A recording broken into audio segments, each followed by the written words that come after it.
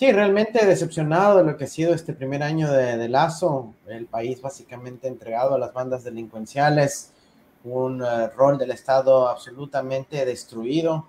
Vemos ausencia del Estado en educación, en salud, en infraestructura, en política pública en general, pésimo manejo de la crisis carcelaria, en general la seguridad, mucha incapacidad de poder administrar el Estado, pero eso sí, primeritos para privatizar el petróleo, para privatizar el Banco del Pacífico, la CNT, las hidroeléctricas, primeritos para volver a meter al Ecuador al CIADE y buscar firmar TLCs por doquier. Así que hay que tomar en cuenta que la incompetencia no es en todos lados. Hay muchos espacios y esferas del poder en donde están muy dedicados para profundizar la concentración económica en el Ecuador.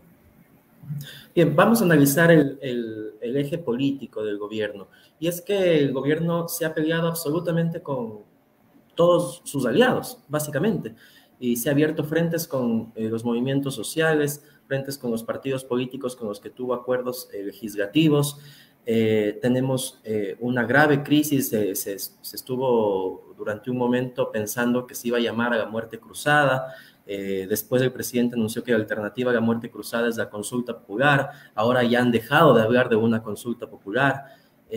¿Cómo evalúas el primer año de gestión política del presidente con tantos frentes abiertos? Mira, la verdad es que yo creo que han tenido éxito porque han manejado un año de gobierno básicamente aprobando la principal ley que necesitaban, que era esa gran trole, ¿no es cierto?, que incluía reformas a las reglas de gestión del petróleo, facilitaron la privatización del petróleo, se perdonaron impuestos ellos mismos como el impuesto a la herencia, facilitaron la evasión tributaria por 4.000 millones de dólares del monto que el SRI había detectado, ahora veremos las cifras que es aún más. Permitieron el aumento de impuestos a la clase media, pusieron reglas para favorecer a la banca, han logrado aprobar todas sus designaciones a las superintendencias, han logrado tomar control del Consejo de Participación Ciudadana, pusieron a una aliada de él a cargo de la Asamblea Nacional, a pesar de que la mayoría política era una más bien desde el centro hacia la izquierda. Lograron armar un framing de primero un triunvirato de la conspiración, luego de un supuesto bloqueo en contra de él. Sobrevivió al mayor escándalo internacional que se haya visto en la historia moderna del Ecuador, como es el caso de los Pandora Papers. Lograron poner a un subrogante de Pablo Celi totalmente disciplinado en los intereses de gobierno en la Contraloría del Estado. Así que yo evalúo de forma diferente a lo que tú planteas de un fracaso en la gestión política para nada. Yo creo que han logrado ocupar distintos poderes del Estado, pusieron un aliado suyo a cargo de la Corte Suprema, la Corte Nacional de Justicia, como es el señor Iván Saquicela, y además pusieron a 3 jueces de la Corte Constitucional saliendo por sorteo. 2 de los 3 jueces más progresistas de la Corte Constitucional, y los llenaron con 3 aliados al gobierno de Lazo provenientes de facultades de jurisprudencia, digámoslo así, de tendencia conservadora.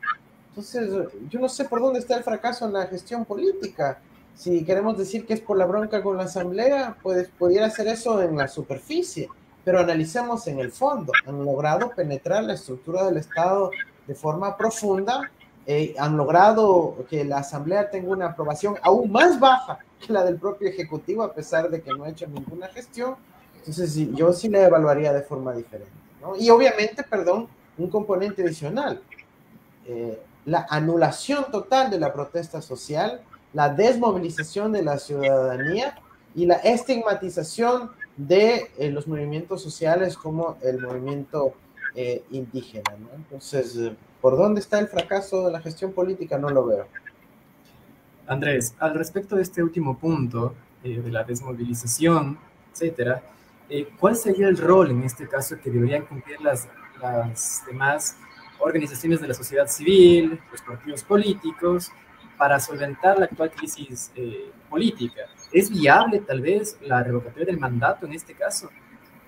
Por supuesto que es viable, es deseable, es importante, es logísticamente muy complicado. Los requisitos logísticos son grandes. Juntar 2 millones de firmas, más un margen razonable que hay que tener por las objeciones que pudieran surgir en el CNE, los impedimentos que habrá en el CNE, en donde vemos que el ex miembro del CNE, el ex consejero Verde Soto, ahora es parte del equipo de confianza del ministro de Guillermo Lasso.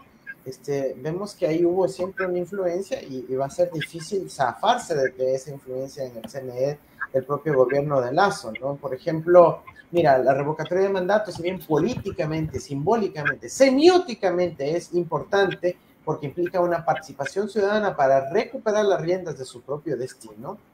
Por otro lado, asumamos que se juntan todas las firmas, se presentan al CNE.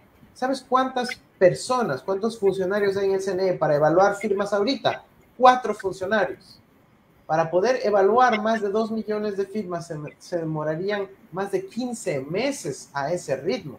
Entonces, bueno, solo las trabas que podrían haber en el CNE ya dificultan que el proceso de revocatoria pueda tener éxito. Evidentemente, si la escala, si la movilización realmente es grande, realmente es contundente y se logran levantar más firmas de los votos que tuvimos incluso en primera vuelta, bueno, eso sería muy importante y algo que saludar y felicitar, pero yo no quisiera generar un entusiasmo demasiado acelerado ante un reto, un desafío logístico que no es para nada menor.